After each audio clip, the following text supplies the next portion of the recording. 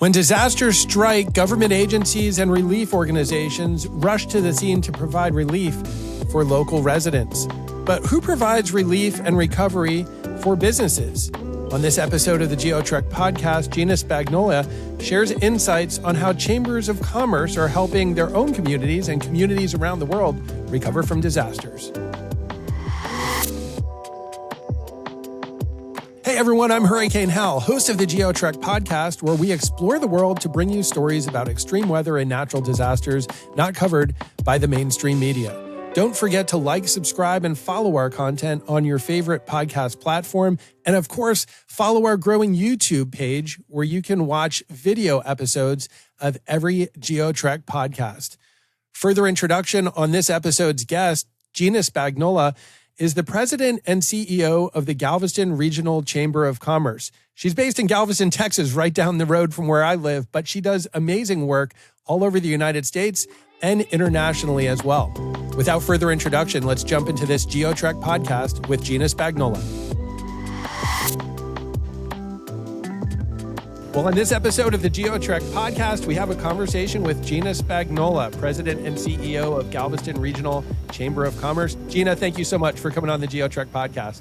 Thank you so much. I'm so excited about it. Thanks for the invitation. Well, Gina, I've learned a lot from you about the importance of Chamber of Commerce, all this amazing stuff they do behind the scenes that I did not know about it. Before we get into the details of what you're doing in Galveston and beyond, could you explain a little bit of your path into this profession and these important roles you have?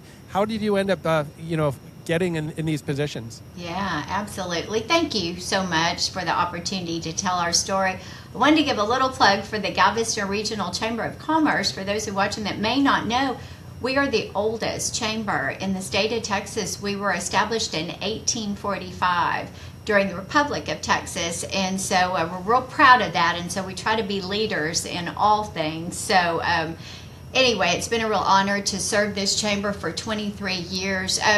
Really, my role in chamber disasters began in disasters overall as a child. Grew up in Arkansas and Tornado Alley and all of that, and was sort of fascinated by the weather. My dad, you remind me a lot of him, by the way, feared him and loved him, the weather and all of that. So I've always been intrigued and very much aware of it and stuff. When I started the chamber, we didn't really have a disaster plan, which I thought was interesting, being where we are in Galveston, Texas. Got real involved with the U.S. Chamber on a different level, but after Ike, once that hit, as everyone knows, we left the island. We did everything that we knew to do to prepare our chamber. When we left, I had a little checklist because I had done some research, but not much. No disaster plan really within the chamber at that time. So we put things up 6 feet, the computers, we did all the things, we took the tapes out, and I headed to Arkansas, to my home state. I've been in Texas almost my whole life, but I went to Arkansas. And then, of course, Ike hit, and Gina, just to put right there, just for our listeners to understand, yes. Ike was this massive hurricane that hit Galveston in 2008. I think about 90% of the island was under deep salt water, so massive. Absolutely. We became part of the sea, and so our chamber, just to let you know how horrific it was, our chamber had 9 feet of water. So we lost everything, a lot of our history, a lot that had not been taken to the library and things like that. So we thought we did as best we could, but we weren't able to come back onto the island for about a month. I mean, they had first responders coming on, they had all these things, so I thought, what do I do? So I reached out to the U.S. Chamber, who I had heard had some things within disaster recovery after 9/11, and so said, what do I do? I'm in Arkansas. And so they gave me some good sound advice. In my little town where I grew up, they didn't have a Chamber of Commerce. So I went to the next biggest town of 2,000, Greenwood, Arkansas, and convinced them that, asked them, hey, would you mind hosting our chamber? We'll bring the Fort Smith, which was the biggest city, media into it, and we'll let them know that you are housing the president of the Galveston Chamber, so I can plan a recovery expo for when I return. So that's what we did. The U.S. Chamber helped me prepare on how we could have an event as soon as I could get back on, basically what that event would look like is we would have a one-stop shopping, if you will. We would have one place where people could gather. We called it church, really, because there was all kinds of stuff going on there. But a place where the U.S. Chamber could come in, a FEMA could come in, any kind of disaster recovery help.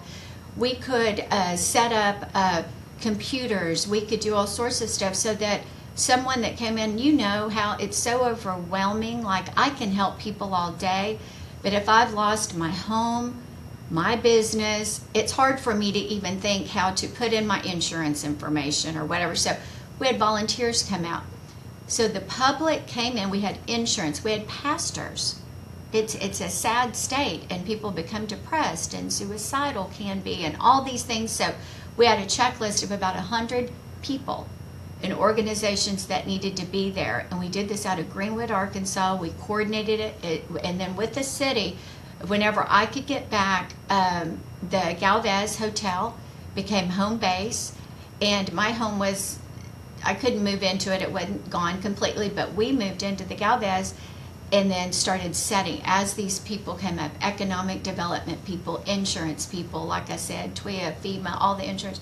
We set it up, and within a few months, we were able to get the community over there to begin to heal, to begin to just have somebody say, let's just walk through your house. Tell me, what's the first room you come in, and what did you lose? What's in that room? Well, I had a computer, and so they would literally walk people through the process of submitting their insurance. So, I mean, it was very detailed. It won a national award for chambers at our ACCE, our American Chamber of Commerce. The fact that we did it within, I think it was 3 months, it could have been 2, during and still recovering, but to have one place where people could come in, they could heal, they could see each other, they could hug each other, they could love on each other, they could volunteer. There was also guilt. That happens during a disaster, like nothing happened to my house kind of thing. And so I feel guilty because everything around me and people are suffering. So those people, we said, come out. If you're okay, come out and help us. So they did, but for a month. So Gina, I have to ask, was there like a permanent, or was there an established space at Hotel Galvez set up? They gave us the entire convention area. They don't have a convention center, but they gave us the entire downstairs. Where the music hall is, that big space there, we just set up. So day after day for an extended time? Day after day for about a month. It could have been a month and a half. I have it all recorded and have submitted it to the U.S. Chamber. And now, and it was incredible. And so they asked us to start us chambers of commerce, as we did it. I did that recovery expo. But then we found through getting together, once a year at our big conventions, hey, we've done this during flooding. We've done this during the Colorado fires. We've done this. So the ACCE, asked 5 chambers in the country to get together and really write their procedures, their procedures on what to do, because it's not just a hurricane. Our minds are set for hurricanes, tornadoes, whatever.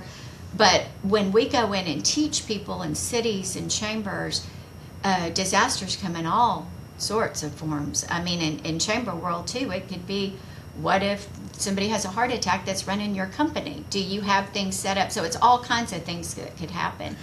But so we've written the policies and the procedures. It is within the library of the U.S. Chamber from all of these different disasters that have happened, so that we just get together and say, hey, it's lessons learned. Like, gosh, I wish I would have known this. And after Ike, Hal, when I got back, I thought, because we were doing the Recovery Expo, and I thought, okay, I gotta figure out what people need. And the first thing that I learned is you don't ask for clothes. Everybody wants to send clothes, and that's lovely. But what happened is everyone started, we set up a recovery center as well at a Catholic church here.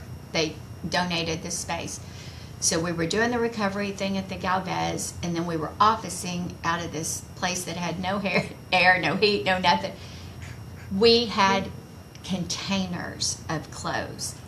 Molded clothes, wet clothes, new clothes, whatever. So now that's the first thing even winter clothes coming we in. say, don't send clothing. it becomes a disaster literally within itself, because then you have to have volunteers maintain it and all that stuff. So we had checklists.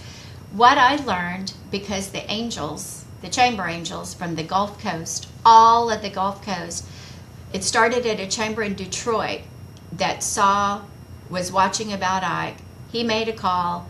He had a trucking service. He was affiliated with the Detroit chamber. He brought his big truck down through the coast, Florida, Alabama, Mississippi, all of those states, and each chamber on the coast donated to us. I mean, it gives me chills thinking about it. It makes me want to cry. What are some of those most important items this is amazing. So he basically went from east to west, coming along the coast. East to west, and then called me. What are some of those supplies that were most important? Well, one of the things that we learned for Chambers of Commerce is, and when I go in, this is what I teach different cities, are gift cards. What a gift card does is it's money for, because what our role as far as chambers is obviously your community. You want people to be safe, fed, warm, all that. We have the Red Cross. I've done their training. We have the Red Cross. We have Salvation Army. We have people in all the cities that are taking care of all of our needs, are the families, the people. No one we found until I got into this, I figured out real quick, there was not much help for businesses. Businesses, men and women, they were just kind of left on their own. That's where we came in. You have to have your businesses whole and healthy. So anyway, the best things are these gift cards, because not only can you give them to the businesses, and I'm doing it on a business's perspective, okay, getting the businesses up and going. Once that hardware store can get back up and going, they can start servicing, getting supplies in to help the people, and you're also injecting money back into the business to keep them alive. So gift cards are the best thing that you can ever do during a disaster to help your businesses get back on their feet. We did things like tarps and, the basic stuff, mosquito spray, all those things, because when you're out and you're trying to get all that stuff out of your businesses and stuff. But basically what we did as a campaign too, to find out during that recovery, are what our businesses needed. So they needed tools, they needed brooms, because they've lost everything, remember, from their home, from all that. So once we did it, we surveyed, we sent, we started sending those items out. But Detroit just kind of brought all the things. They brought computers, they brought desks. They brought things for us so that the chamber would have supplies too, so that we could begin to operate. They had water, cases of water. They did mosquito stuff. They did tarps. They did all of those kind of basic necessities that a business would need to, to operate. There were some calculators, business items, so that we could go here. Gina, this is really innovative, this concept of chambers helping businesses in a whole different community, a whole different state, get back on their feet. So this is really innovative. I haven't heard of this before. Have there been plans written, like general guidance of like how a community can do this? Yes, and that's what we've all sort of come together, the 5 of us that were chosen, that they've gone into the libraries now and put our work into that. So there's the Galveston. Another thing, Hal, that really helped well was we ended up creating, we had one of our members created, and so we developed a list through the chamber, got our computers up and going and everything, and what we did is, you as the chamber member, Hal, could say, I need a generator to get my studio back up and going. I've got to have 2 computers, I lost all my mind, I need that. Then a chamber member they listed, I have generators, I have microphones, I have lifts, I have So connecting those supplies with people that need them. So we did it. And so since we couldn't really operate as usual, we were sitting there getting the calls, getting it on the system. Remember back then too, lesson learned, we didn't have cell phones. We had business phones in our database. So, and by the way, we lost our database because remember the 9 foot of water?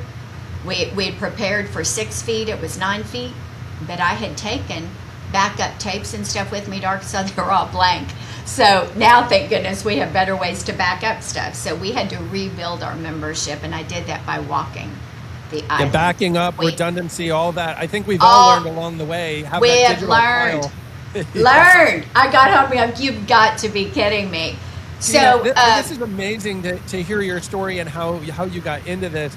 I want to make sure we talk a little bit about this adventure that you had to Japan as well, kind of the next step beyond this, where you were learning about how they do disaster recovery. Could you share a little bit about that? Yes. So if I've got 1 minute leading into that, this is sort of how this happened, and I shared this with you. So I'm so proud. This is the thing that sits with me every day. So this little letter came after that the Recovery Expo on November 9th. So remember, Ike was 2008. So November 9th of 2009, I received a letter from the U.S. Chamber saying, on behalf of the Business Civic Leadership Center of the United States Chamber of Commerce, I'm pleased to announce your appointment as a member of the National Business Recovery Corps.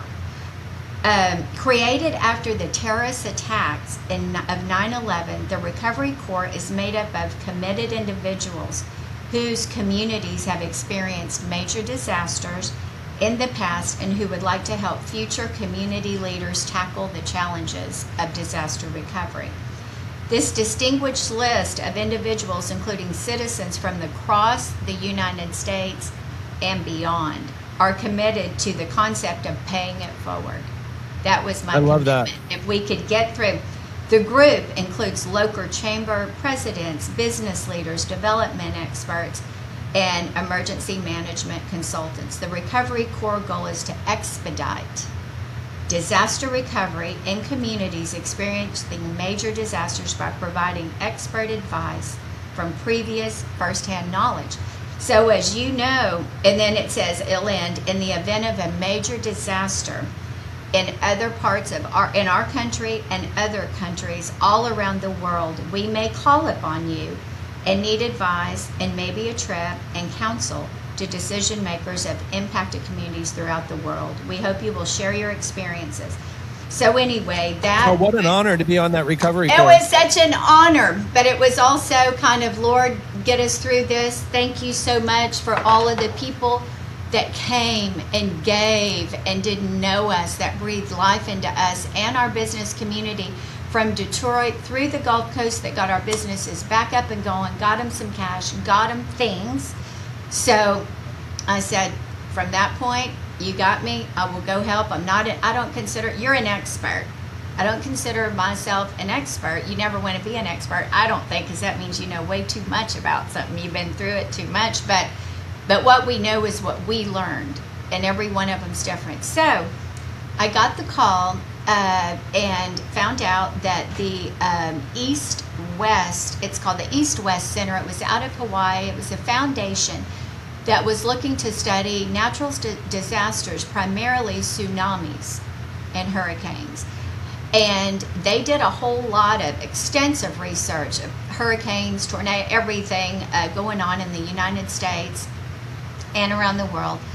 Of course, they picked out one of the tsunamis in Japan and a team. They assembled a team, and then they looked all over the United States. They picked 5 people from Louisiana that had experienced Katrina. And then they picked 5 people in Galveston of Hurricane Ike. So 5 Louisiana, 5 Galveston.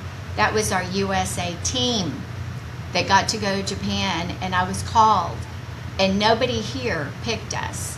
They picked us from talking to people, research, newspapers, all this stuff. And so, Hal, it was almost a month that we got to travel over to Japan. Honestly, for everyone watching, I'm going to tell you, I don't even know how to explain it, felt guilty to even tell our story, because yes, we lost lives. Yes, we had to rebuild. I've seen tornadoes my whole life. I've seen what they do. I have never witnessed anything like the tsunami. And that literally going into these communities, we traveled. I made you a little list so people would know. We flew into Tokyo, our 10, they met us. We went to Nagata, to Kobe, to Mono Park, to Miyako, and other places in between, but those were the major places all around. Gina, what was it like walking on a street in a place that was just obliterated by a tsunami? I mean, had you ever seen anything Never. remotely like that? To tell you the truth, I didn't even know a whole lot about tsunamis. I mean, I knew that it was massive and that they came in and washed away. We went to places. I sent you some pictures earlier in the of a newspaper article, and that was in Nagato. And the entire town, first of all, you look up, you know how we have our little markers that's 9 feet of water, you know, and all that shows people, hey, we've survived this 9 feet. You literally had to look up into this high rise. It overtook the entire town. There were only a few people, a guy like you, a weather guy, and a developer that were up in his high rise. That's who had the marker, and he videoed the whole thing. So we sat through it, and literally it was the most beautiful day. And of course, you can video it. It's all over, you know, you can see it on YouTube and stuff. But that thing, you could start seeing the water rise and the people just going and going and going. And then it just overtook the entire town. No one survived. Just very few people survived. So if you were on travel, if you had lost on vacation or worked out of there, they were the only survivors. So, Gina, when you were there, how long had passed since the tsunami? Well, we Roughly. went in 2015, and it had been several years. Our About trip 4 was in years or so, 2015. So we had developers, we had businessmen, we had interpreters, we had business women, you know, restaurant owners, stuff with their tin. So the developers took us around, and this is what I want everybody to know. I thought was so interesting. When we went through the coastal towns, they were pretty much back in order somewhat, but what they were doing when we were there, where they were taking off the tops of mountains, and they were bringing the residential homes onto the tops of the mountains. And I'll never forget, I was with the Japanese, like the president of their chambers. He was the top guy. And I was on the bus with him, and he said, you know, we don't make good decisions on our own. We will always choose the water. We will always be drawn to the water, no matter what the water tells us. And so they decided, the Japanese government decided, they had to make the decision for the people. So they were moving the schools, and the businesses stayed on the water. The schools and the residents, if you owned an acre of land, if you owned a block, whatever you owned, that's what you got up on the mountain. So we got to tour the development up there. So it was a swap. What you had here, you get up there, but it's So new. Residential up high, maybe schools up high, high, and but the commercial and schools, the industrial down low. churches, all the business community. They actually had a sad museum of the tsunami and pictures. We went to places where the people that returned, it was like a home for them because nobody was there, and they just checked out of life. In that home, they had projects that offered hope and peace and, you know, all these things, and they made these flags, and they started putting these flags everywhere to let people know there will be another day, there will be peace, you know, all this stuff back. And the guy there, I treasure this. So each one of the fish, they gave this to me, it hangs in my office. So it reminds me of everything that I do here and why. But each one of them has a meaning for their community there, and they flew those. I mean, they're nothing fancy. And then they presented us, you know, and they got the flags and everything. But it was what an amazing incredible. experience. It was the most incredible, life-changing thing that I've ever seen. And so we would share our story. We had classroom time. We would go research their wall that they had up. By the way, all the animals had left days before because they knew the animals were up in the mountains. But I mean, it just cracked. All those walls, everything was gone. But we learned a lot. But like I said, when we were in the classrooms, I would go, and tell our story and say, oh, it just seems like theirs was so much. But you know what? A disaster is a disaster. A loss is a loss. Ike was horrific. I'd shared with you too that I've been to lots of cities. One of the most horrific things I've seen too was in Joplin, Missouri. I knew that the chamber president there, and the night that tornado hit, and I'd lived in Oklahoma for a little bit, so it's near and dear to my heart. So I saw that thing go through there, and I called him early the next morning, and there was actually in their paper said that the Galveston chamber was the first one to reach out. He quoted that and said, so I said, look, friend, I know because we've done this, volunteers want to rush in and stuff. I said, when you need me, I'm here. Like, give me the word when you need me, and I'll come help the chamber, answer phones, do whatever. And he was about a week. He called, and I stayed a week there just helping their chamber. Chamber was fine.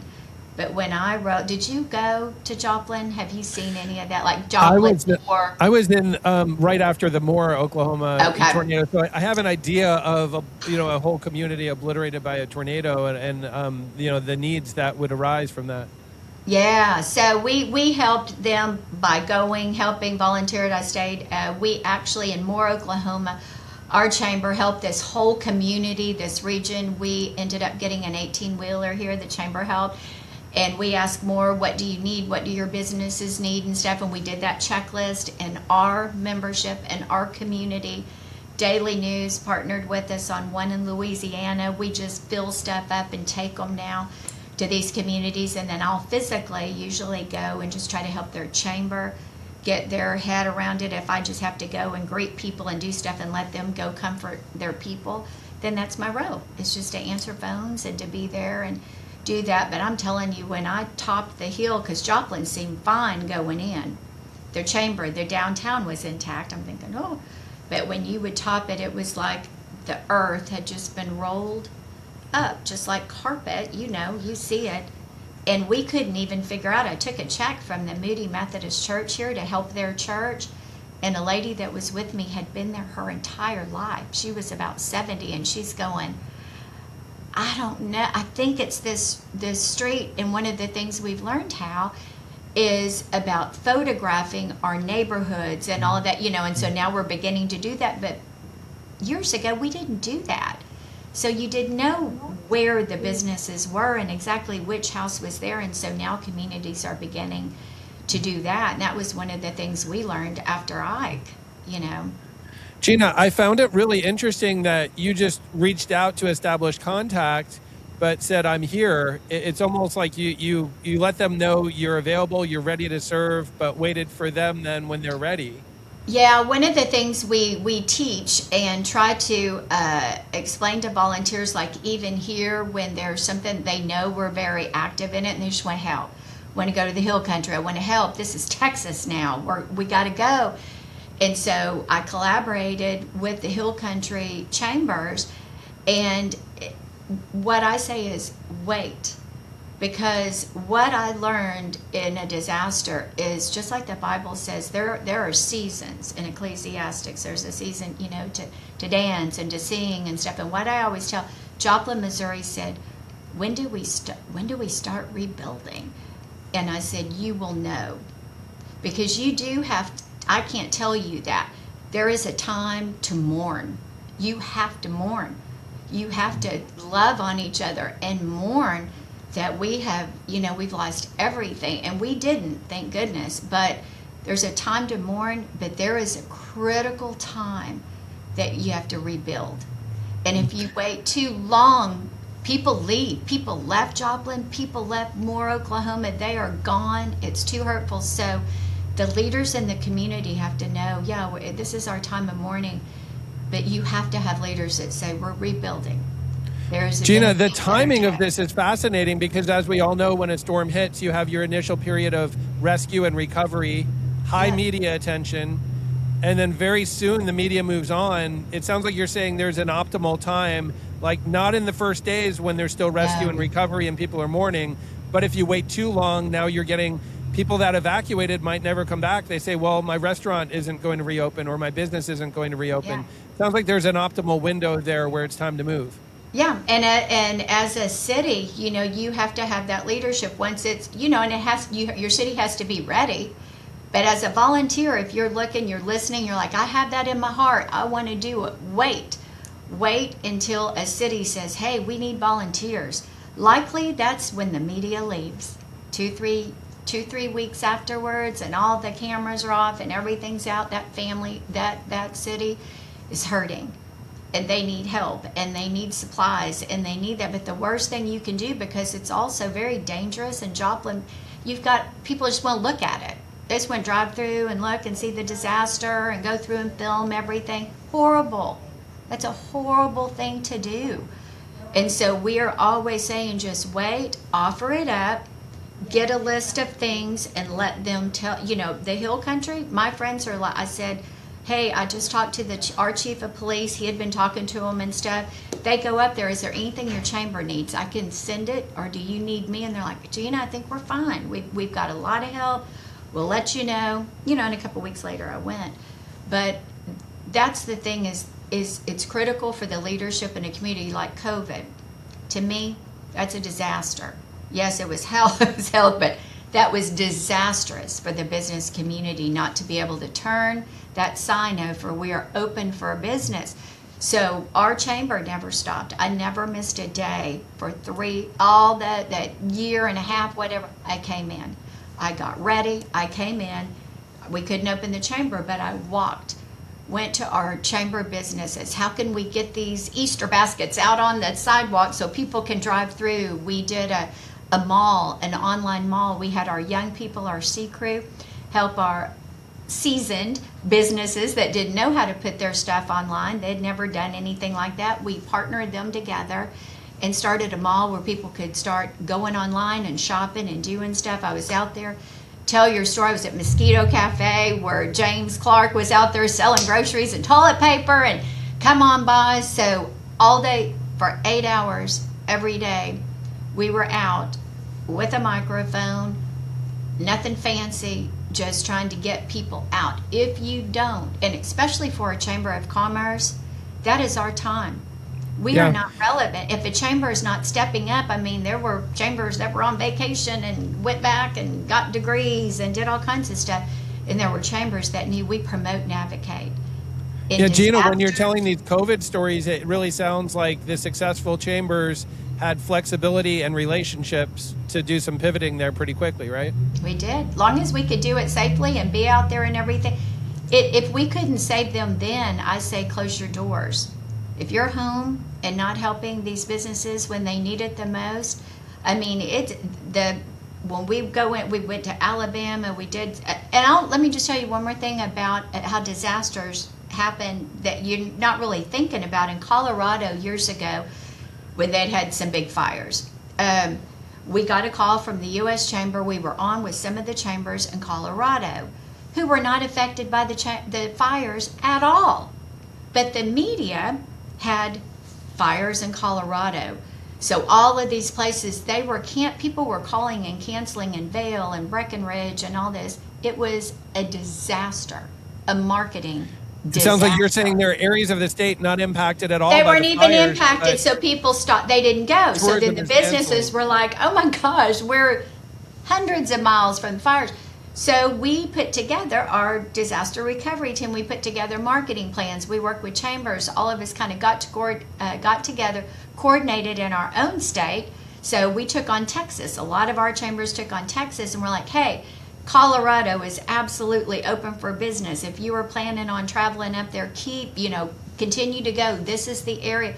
So we helped them correct as much as we could and get people to keep the reservation. They were canceling a year in advance. Gina, we both live in Galveston. Just a few weeks ago, we were under a tropical storm watch for a storm that never hit. I know. Thousands of people canceling their hotel rooms, right? And it's interesting because I was talking to friends in the meteorological community, and some of them said, well, there were warnings there that were unnecessary, but better be safe than sorry. It's like, well, not if you're a small business owner and you've just lost tremendous amount of your income. Our economy here is very peaked with a summer maximum in June and July. You lose a week in July, that's an enormous impact, especially if it's a warning for a storm that's never coming. I mean, most businesses, our practice is to have like 6 months, in case of a disaster or something. But I'm going to tell you, most small businesses don't. They don't. And I want to say thank you. Thank you for being the voice out there that we turn to. Because let me tell you, there were, I bet, thousands of people that didn't come down here. Did we get any rain? Not much. We got some very wind. Little rain and very little wind. A little bit yeah. of wind that ripped around the bottom of my house, and we're more west end. I mean, nothing. You know what I hate seeing after the storm missed, and then so many people saying, "Oh, I wish I would not have canceled my vacation plans to Galveston." I right? know. But I mean, when you multiply that times thousands of people, that's an impact on the economy. Well, I appreciate you. We all do, because it's, we turn to you because you're gonna give us the truth, and it's just not likely to maybe happen. Keep an eye on it. I mean, I saw you out there every day up there and doing your great thing, so we appreciate it. But it's absolutely, the media can make or break a weekend. Yeah, and for sure. we used to beg them. I Absolutely. remember when I was at the Historical Foundation and doing outdoor events and stuff like that, Dickens on the Strand, for instance, those events, we depend on Houston. So if it's raining in Houston, it could be pouring down. It hurts us because people think, oh, it's raining in Galveston too. And Happens all the time. Happens yeah. all the say time. Here It's on like, the island, it's not raining at all, right? Thank you for being that voice, because you've done it. Like, hey, well, people, a lot of the come big down. media is coming from the cities, and for little coastal communities, our weather can be very different. Gina, I could talk to you all day about this. I've learned a ton from you about the impacts of disasters on the economy and the importance of chambers of commerce to step up and not only help their own community, but other communities around the country and around the world. Gina, I know a lot of our listeners are going to want to reach out to you, maybe connect with you. How can people find you online or reach out and connect with you? My email, you can email me at gspagnola@galvestonchamber.com. You could, Hal, you're going to think I'm crazy, but I put my cell phone out there. It's on all my stuff. It's 409-789-5906. I'm always available on that too, but an email's really great if you've got questions, if you want to get involved somehow. We did some really mighty work with Harvey too in our relationships with the Texas Association of Business and things like that. So if you want to be involved at all with our chamber or want more information, let me know. We're happy Thank you to so help. much, Gina. Gina, Thank you, as we Hal. wrap You're up this amazing. episode, as we wrap up this episode of the GeoTrek podcast, what is one last take-home message you'd like to share with our audience? I think my take home is do your research online on our website at galvestonchamber.com. You will get links on all sorts of things, how to prepare your home pre and post disaster. Personally, within your business, we've got checklists. We make it really, really easy for you. If it never comes, great. But stay prepared, have your things ready, just do your little checklist, and then you don't really have to worry about have cash on hand and all those things. Those are lessons we learned, but you can't get into ATMs and all that stuff. But we have worked, and it's not just the Galveston Chamber, it's people from all over really the United States and their disasters that have compiled these wonderful things that we've got on our website. So I'd say download it, get your checklist ready, and just be prepared. Thank you, Gina. Hopefully no storms coming our way this year, but if they are, the work that you and the chamber are doing, it's going to help businesses get back on their feet really quickly. Thank you, Hal, for everything. We're so blessed to have you in our community. And Thank you so much, Gina, for sharing your insights. I think this is going to be a fan favorite, and can't wait to hear it come out. Thanks. We'll do another one. Thank you, Gina. All right. Bye.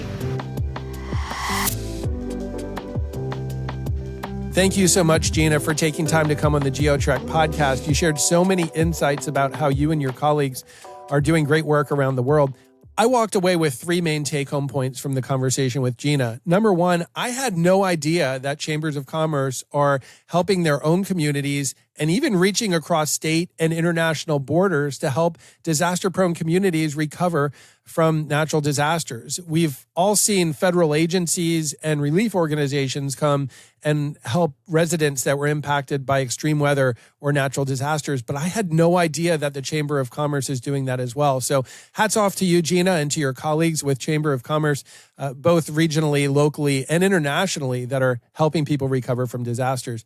The number 2 point that I walked away from, I thought it was interesting that Gina mentioned sometimes there's an economic disaster that hits a community, even if they're not hit by extreme weather or a natural disaster. She gave the example of a Colorado community that saw a tremendous amount of vacation cancellations because there were wildfires in the state, even though particular communities were not even affected by fire or smoke. The same thing happens along the Gulf Coast. If a hurricane hits Louisiana, we see a massive amount of vacation cancellations for coastal Texas, even though there's really no wind or floodwater. People just perceive that there's enhanced danger and they may cancel these vacations. That's a big problem in an area like coastal Texas where I live, where the economy is very dependent on tourism, and the tourism season is extremely peaked, with most of the tourism coming in May, June, and July. So all of a sudden, if you have vacation cancellations midsummer, that's a huge impact on local businesses. And lastly, the third point I walked away is that we really need to be careful as a weather community not to oversell or to overhype forecasts. Just this summer here along the upper Texas coast, we were under a tropical storm warning for a storm that did not even come close to producing tropical storm conditions. This led to a tremendous amount of vacation cancellations that were unnecessary. A lot of my friends in the weather community said, well, better be safe than sorry. And they may be aligning with this concept of saving life and property, which is of the utmost importance. But we have to remember when we oversell a forecast and we're drawing danger zones far outside the reach of the storm, that could have a huge economic impact that's really unnecessary. Gina really helped touch on these topics on this podcast episode, as well as her amazing work to places like Joplin, Missouri, impacted by a massive tornado, and Japan, that were impacted by an earthquake and tsunami in 2011. Gina, keep up the great work. Thank you again for sharing about all the great work that you and your colleagues are doing at Chamber of Commerce. And I wanted to thank as well our loyal followers and fans of the GeoTrek podcast. Your continued support and sharing the podcast with your friends and family has continually put us as a top-ranked podcast on the topic of natural disasters. I'm your host, Hurricane Hal, and I'll catch you on the next episode of the GeoTrek podcast.